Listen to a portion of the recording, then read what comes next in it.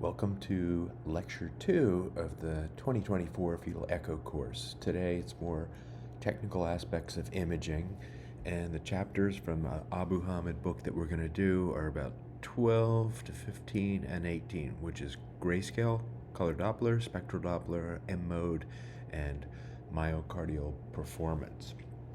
Now, when it comes to cardiac imaging, obviously, knowing what to look for and recognizing what you see are important. But while we're on the technical aspects, what we're talking about is optimizing the image. And on the boards, that seems to be something they're very interested in. Being ultrasonographers, that's the part that you're going to do really well, which is optimize the image. So let's start with grayscale imaging. And there's different things that we need to address, and first of them would be the frequency of the probe. Now, there's a pretty wide range of frequencies used in obstetrics ultrasound, from 2 to 12 megahertz.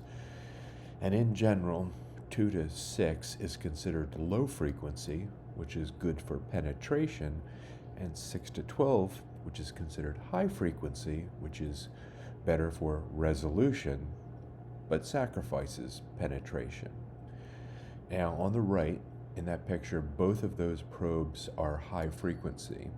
The one on the left is 6 to 9, the other one is 6 to 12, and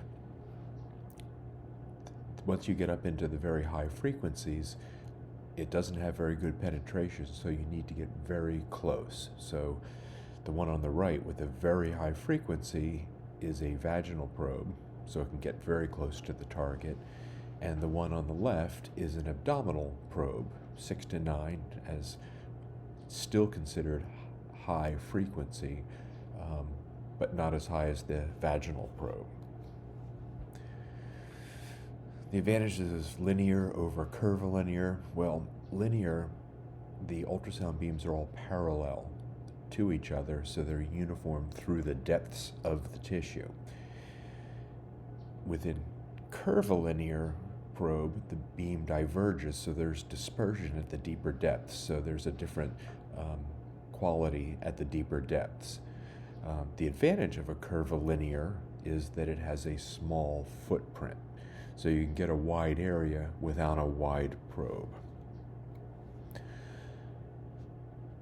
The different characteristics that we'll talk about are referred to as image presets in the Alfred Abu Hamid book. So generally, if we pick a package, a fetal echo package, a second trimester package, basically what they've done is they kind of figure out what the target looks like at that gestational age or in that particular circumstance, fetal echo versus something else, and they pick the best of the presets, the ones most likely to be used. So they start with those, and certainly you can adjust all of those things.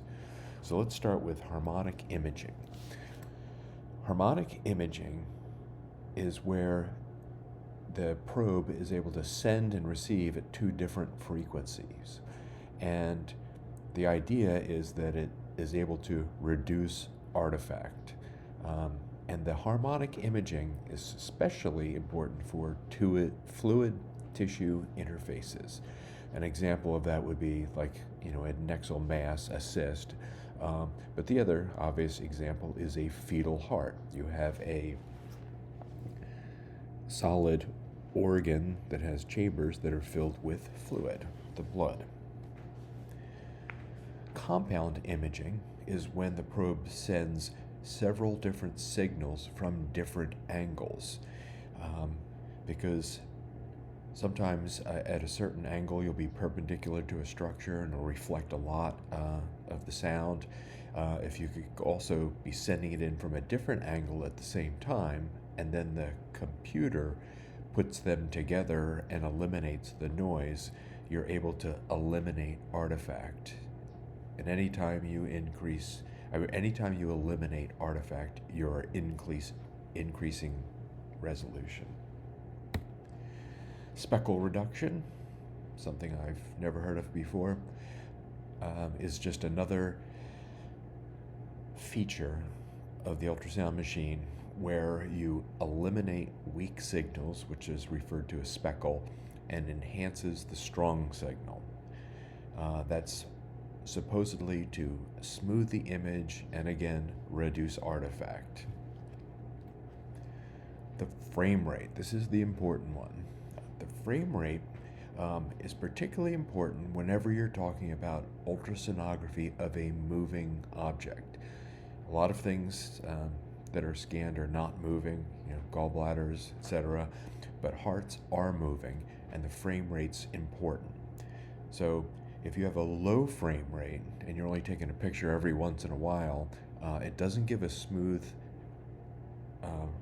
rendering of what's actually happening. It's like I said, in a nightclub with a strobe light on, it looks like the people are kind of frozen at different stages. It doesn't show a fluid motion that there would be if the lights were on all the time. So what you really want to do with a moving object is take lots and lots of pictures of it, not just once in a while. So that's a high frame rate, and that's expressed in frames per second. So probably the minimum that you would want for a moving object like a fetal heart is 25 frames per second. But very often you can get it up into the 40, 50s, and 60s. And the way you do that is by narrowing the sector width and depth, making the box smaller.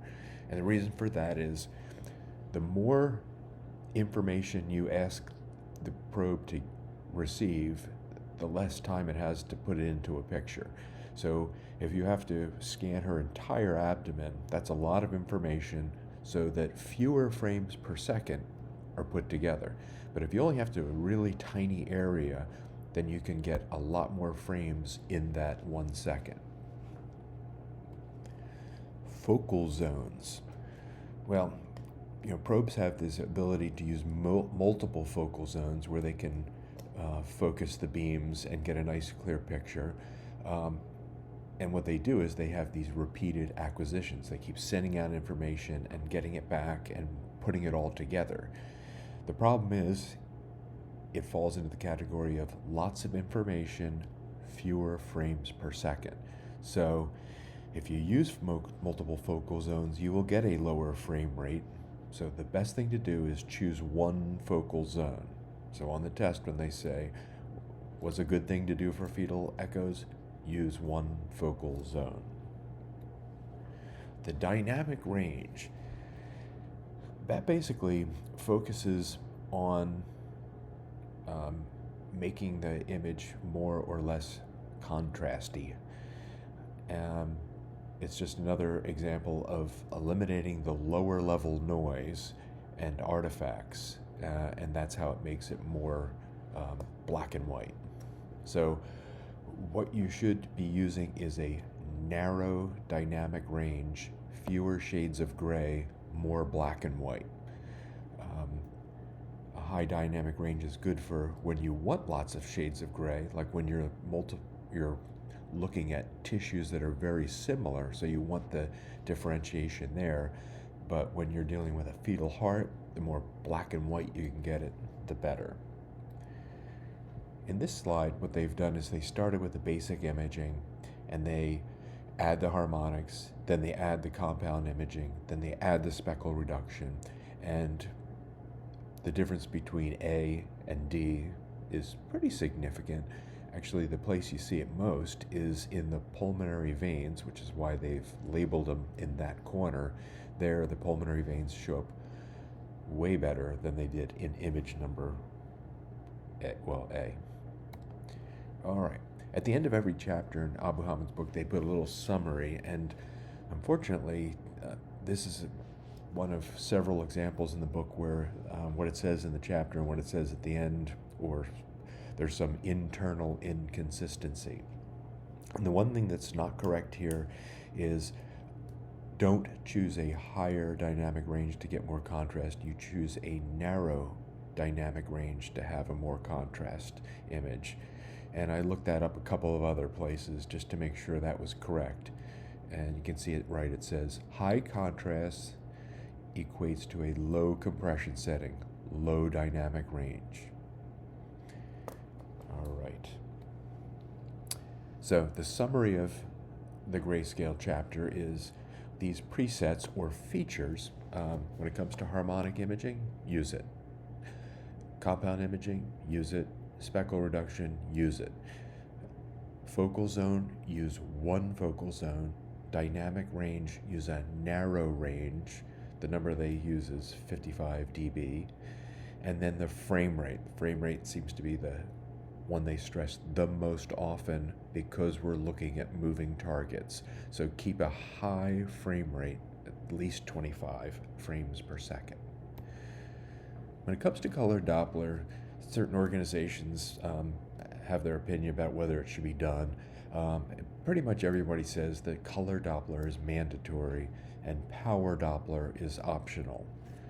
The bottom line is using power Doppler is a tool. If you need to see something and you think you can see it better with power Doppler, you use that. Now, color Doppler, like spectral Doppler, is based on a frequency shift of the red blood cells. So red blood cells that are coming toward the probe are reflecting it faster or more frequently. Like a train coming toward you, the frequency goes up, and as the train goes away, the frequency goes down. Now, these are based on mean velocities. It gets a bunch of velocities from different parts of the vessel of red blood cells, which are all kind of moving at different velocities. The ones in the center of the tube move the fastest. The ones dragging along the wall are a little bit slower. So what this does is it kind of takes them all and averages them.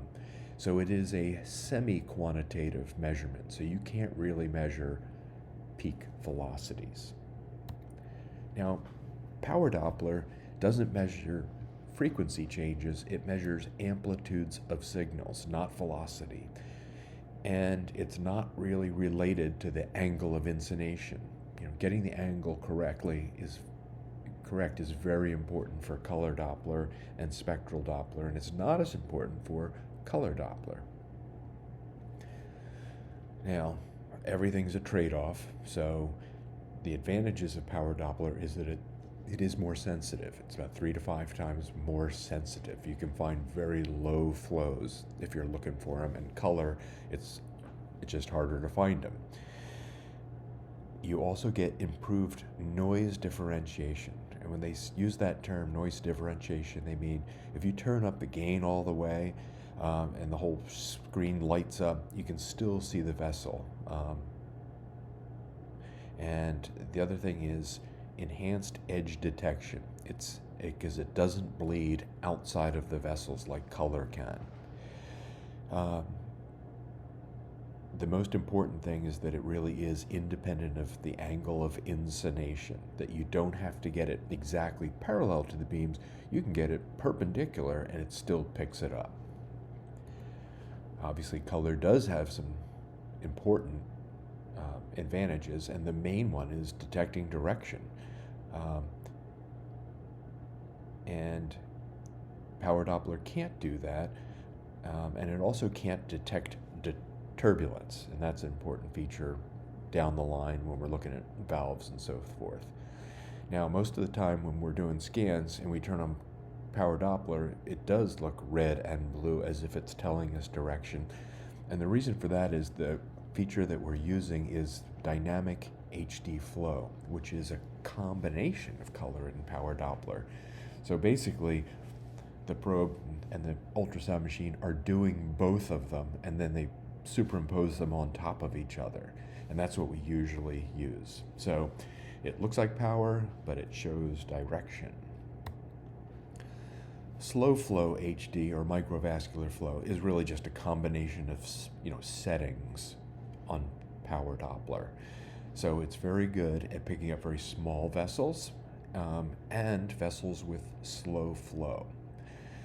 So examples are the peripheral pulmonary vessels, placental vessels. That's the one at the right in the picture is placental vessels. They're very tiny and they're very slow flow. Portal vessels in the fetal liver, and also first trimester studies, because In the first trimester, all the velocities are lower, and obviously all the vessels are smaller. Optimizing the color image. The repeated theme throughout the book and the tests is really making sure all the images are the best they can be. And when it comes to optimizing the color image, it gets back to that frame rate. Shrink the color box as small as possible. In the left, they've got a pretty big color box, and on the right, they have a very small color box. And supposedly there's an improvement in flow. Maybe you can see the pulmonary vein a little bit better there. It doesn't look like a dramatic change, but in general, same idea. If you can narrow the field that you're looking and not tell the computer to get so much information, it'll be able to give it more clearly because of the increased frame rate. All right, pulse repetition frequency, PRF. That's basically saying these are the velocities that we're looking at. So let's narrow it down to that range, and so that it'll eliminate excess noise and aliasing. So use a high PRF for high velocities and use a low PRF for low velocities. Now, in the fetal heart, high velocities are in the neighborhood of over 30 centimeters per second. And that is the AV valves, blood going into the ventricles, like in the picture below, and the semilunar valves, the aortic and the pulmonic. So those are the high velocities in the heart. And use your low PRF for low velocities, 10 to 20 centimeters per second, like pulmonary veins, systemic veins, SVC, IVC. All right, color filter. Well, a color filter is a way of setting a limit on some of the information. So if you're looking at high velocities, a filter will help you reduce the noise. Turn it down for the low velocities, because if the color filter is too high, you don't see any flow if it's really low, because it's filtered it out. So you want to turn that down. Color gain. And remember, gain is the listening phase for the ultrasound.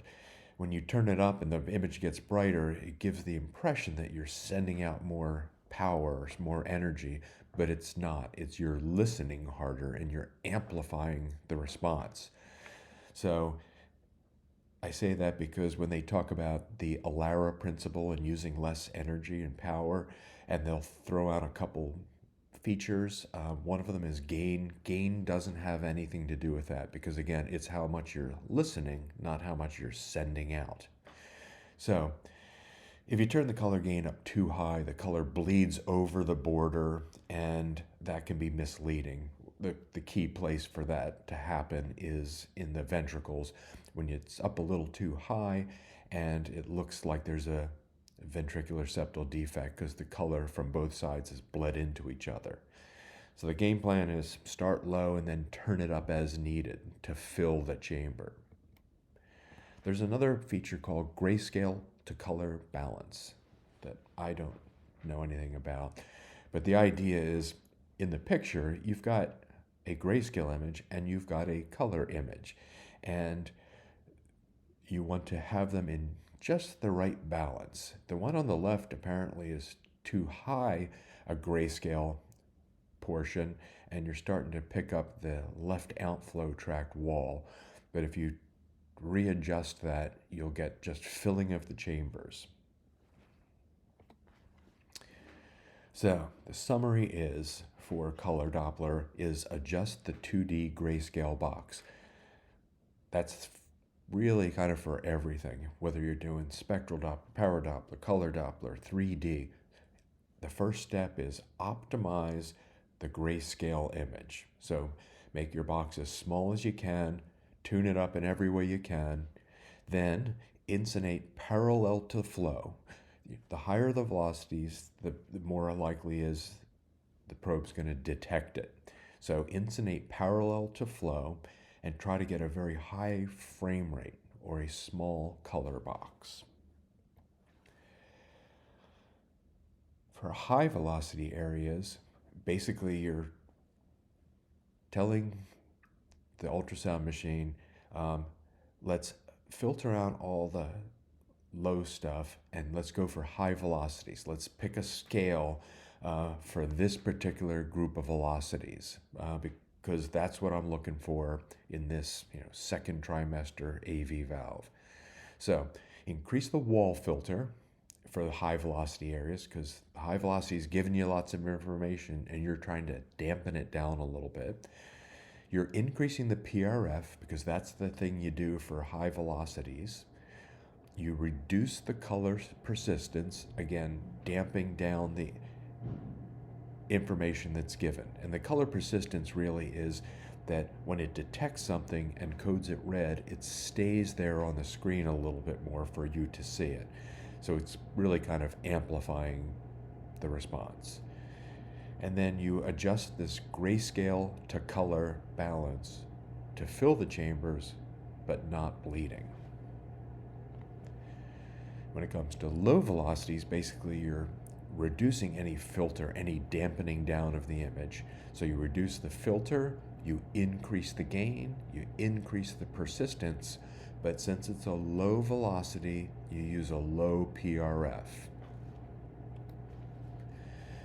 Spectral Doppler, and most of the time it's used for downstream resistance measuring.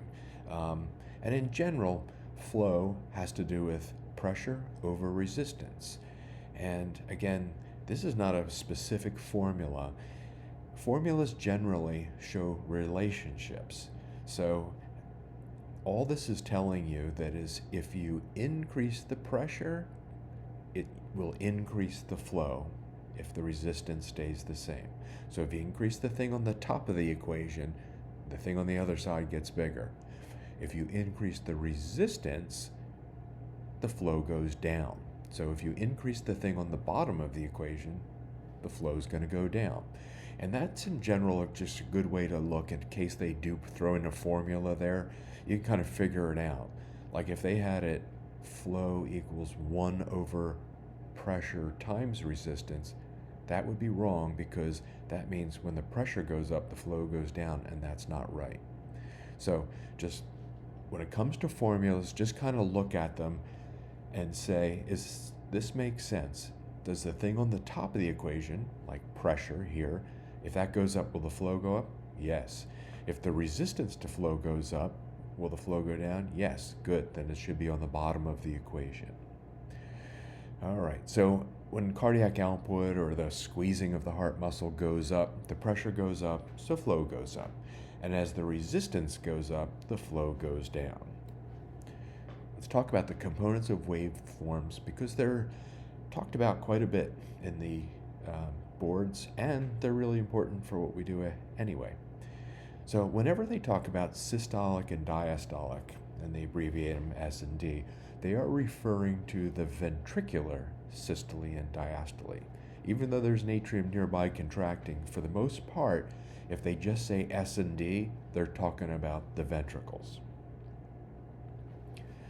Now there's lots of ways you can analyze waveforms, and in this picture what they've done is what looks to me like an aortic, at any rate, how fast it goes up, the amount of time it takes to get to the top is the acceleration time. They have AT. We don't really use that much, but you should know that the faster it goes up, the shorter the AT. And a slow descent would be a long deceleration time. Over on the right is a TVI, or time velocity integral. And what that's really doing is looking at that whole area. As you know, sometimes waveforms are kind of short, narrow, and there's not much under them. Other times there's a lot under them. So an integral is the area under the curve. So particularly for things like cardiac outputs, we tend not to do it very much, but it is on the test, And if they say what's the area under the curve of this waveform, it is the time velocity integral. Just remember, integral equals area under the curve. And the curve is that, the outline of the thing. There's a bunch of different ways of expressing things, and over time these kind of vary. There's been times when we'll talk about the umbilical artery in terms of systolic to diastolic, then we'll change over to pulsatility index. Some people think that's more predictive of outcomes, or it's easier to express. But just keep in mind, although there's a whole bunch of them, obviously SD ratio is the S to D, systolic over diastolic. And the pulsatility index, just remember one. I mean, if there is a mean velocity, which is the TVI over duration of the cardiac cycle, I don't think they'll ask you that. Just remember, resistance index is usually used for things like uterine artery. Pulsatility index tends to be used more by us. And that is the difference between the S and D over the average, the mean velocity. So probably S and D ratio, you don't need to remember because you already know that one. And the pulsatility index, I would pick one and just remember that, which is the difference between them over the average. All right, well, how do you measure it? Well, you put the sample volume beyond the targeted valve. So if it's an aortic valve Doppler, it should be beyond that and within the vessel. You should keep your insulating angle less than 30 degrees. Ideally, it's always 0. That gets you the best information. Because what happens is, if you pick an angle that's off of 0, you have to tell the computer that you've got it off by angle correction. So you basically turn the angle and say, oh, here it is, it's at 25 degrees, and then the computer will make the calculation for you. The cosine of this angle means the velocity was this, and it gives you a calculation.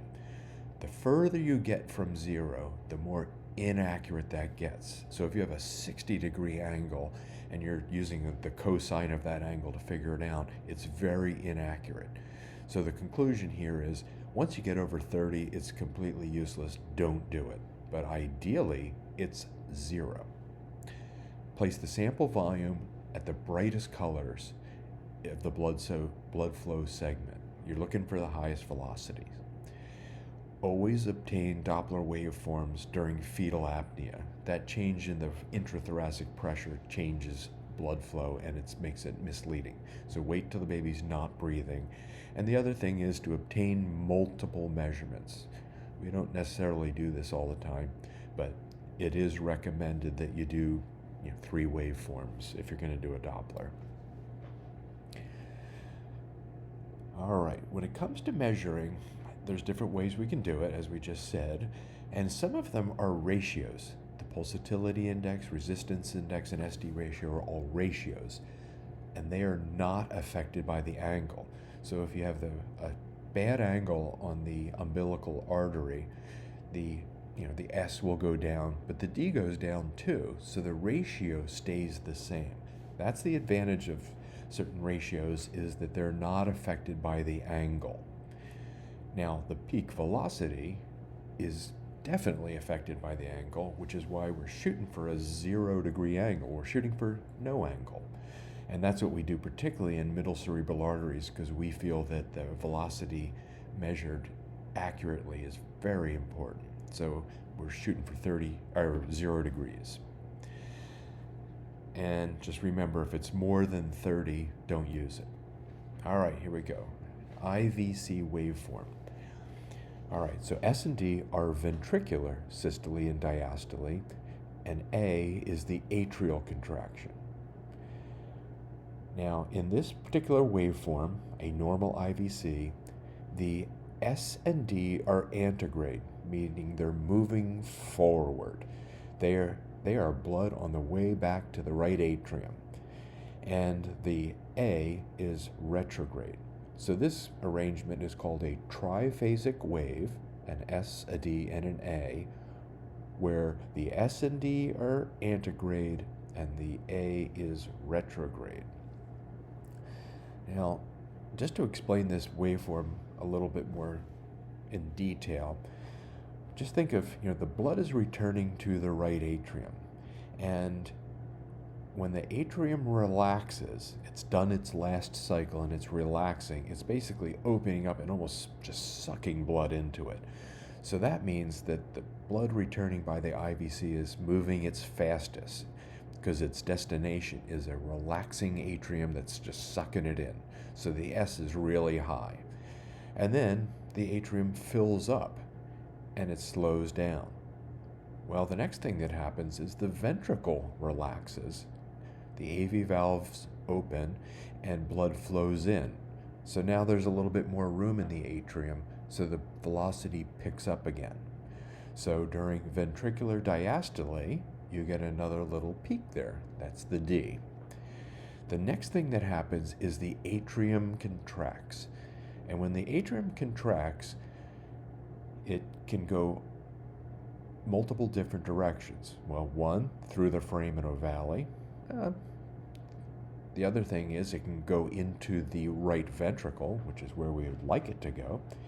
But it can also go back out the IVC, it can go back out the SVC, and there aren't any valves there keeping that from happening. So when the atrium contracts, it just goes all those places. And if there's a lot of resistance to flow into the ventricle, it'll go the other places. So if you have a very stiff ventricle and the atrium contracts, a lot's going to go backwards through the IVC and you'll get a very deep A wave. The ductus venosus waveform is a triphasic waveform. They refer to the S, the D, and the A, just the same as the IVC. It's just in this case, all three of them are antegrade. The blood is always moving forward in the ductus venosus. If a ductus venosus A waveform becomes retrograde or even zero, that tells you the ventricular compliance is low. Again, the atrium contracted, and since the ventricle was so stiff, it pushed backwards on everything. It pushed backwards on the IVC, the SVC, the ductus venosus, and the A wave went deeper. In the IVC, it goes backwards even further, but in the ductus, it just goes backwards, maybe to the point of getting back to the baseline, or in really extreme situations, it actually is reversed and becomes retrograde. All right, Doppler of the AV valves, both the tricuspid and mitral valve. All right, so the E stands for early diastolic filling, and the A stands for the atrial kick. And let's see, when you do the AV valve Dopplers, you'll notice that they don't look exactly the same. You can see by the red arrow there that the mitral valve, you can see systolic flow going out the other way. And the reason for that is that the mitral valve and the aortic valve are very close to each other. In fact, their annuluses or annuli are so close together, we say that is fibrous continuity. There's no muscle in between, it's just fibrous. And the fact that they're very close together means the Doppler gate is going to not only pick up the inflow, but starts to pick up some of the outflow too, which is why a PR interval is often better done in a mitral valve.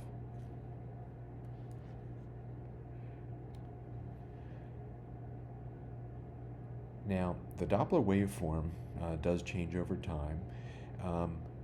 In the newborn, the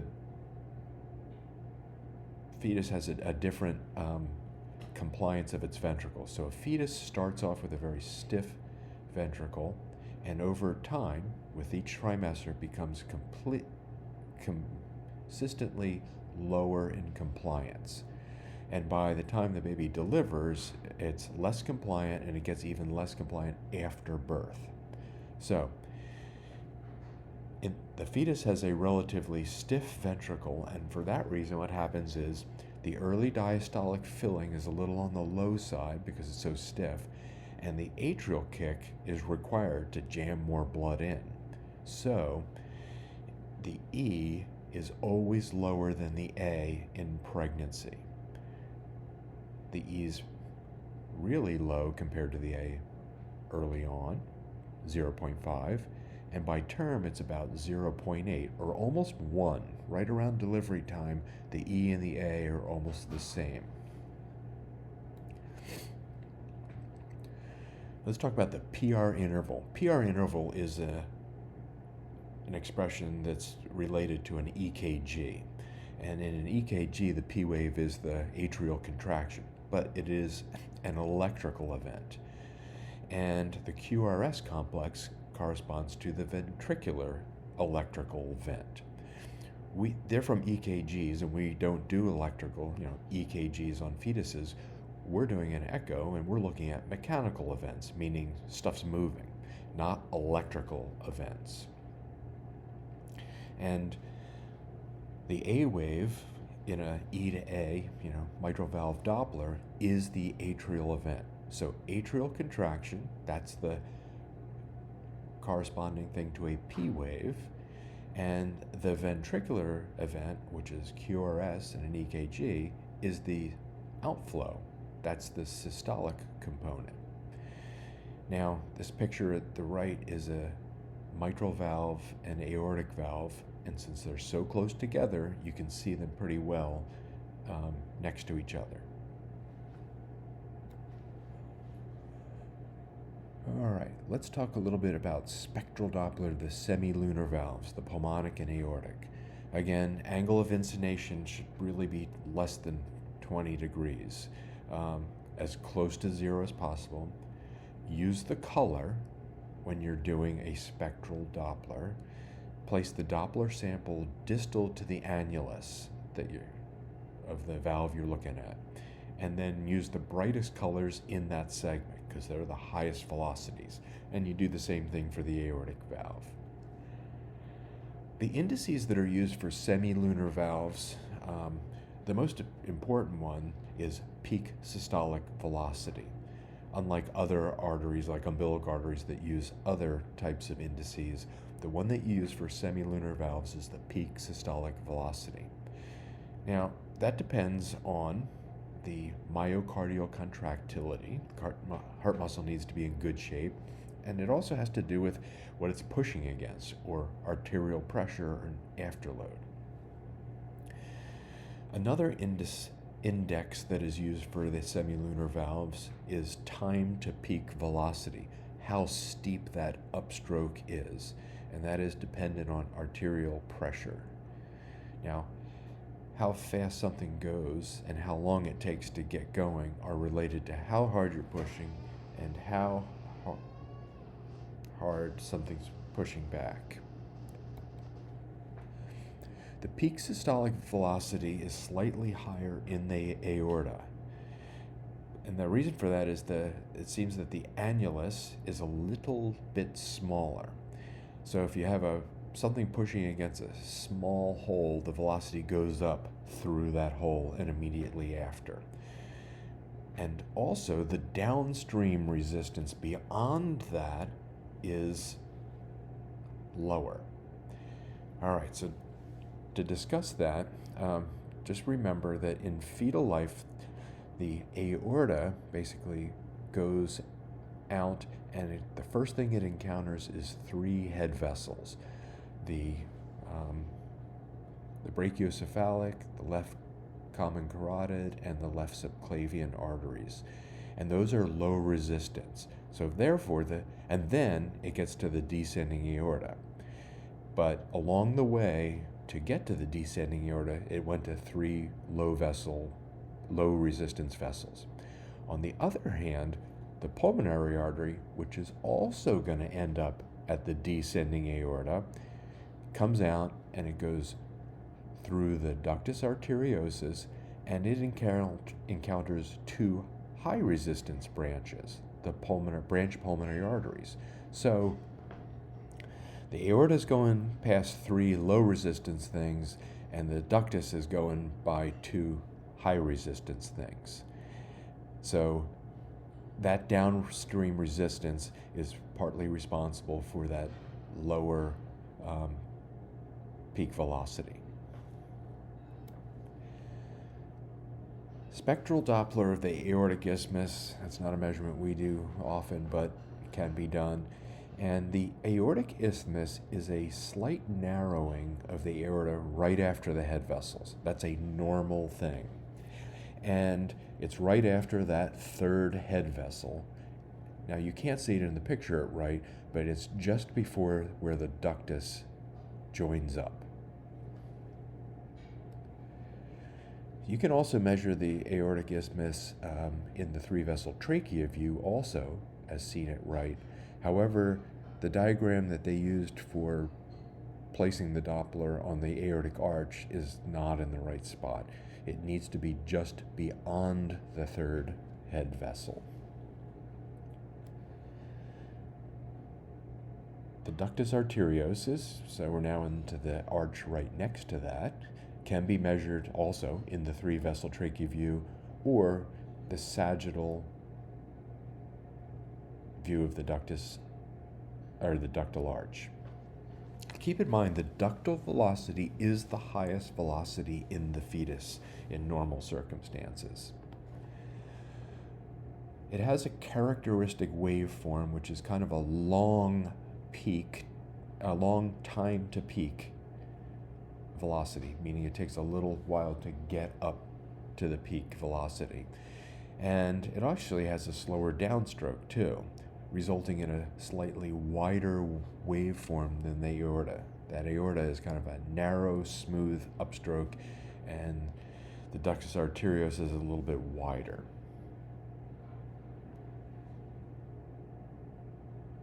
Let's talk about ductal constriction. And ductal constriction is seen in abnormal situations. The ductus is dependent on prostaglandins to stay open. And if you give something that interferes with that, like a prostaglandin inhibitor, like Motrin, Advil, which is ibuprofen, indomethacin, even acetaminophen, Tylenol can do it in rare cases. But what happens when the ductus gets constricted is the peak velocity goes way up. We use greater than 1.4 meters per second or 140 centimeters per second, but very often it's very much higher than that. It's up over 200 centimeters per second. The interesting thing is that the diastolic also increases way above the baseline, and the difference between that systolic and diastolic is less. Therefore, the pulsatility index is lower. Remember, pulsatility index was S minus D over the average. So if the S and the D are not very different, then the pulsatility index is lower. The Doppler of the pulmonary veins is important. And remember that veins returning to the heart are triphasic. So just like the IVC and the ductus, the pulmonary veins are triphasic. They're not as obviously triphasic, but there is an S, D, and A component, and they are all antegrade. Remember, all veins going back to the heart, except for the umbilical vein, are triphasic. The umbilical vein is monophasic.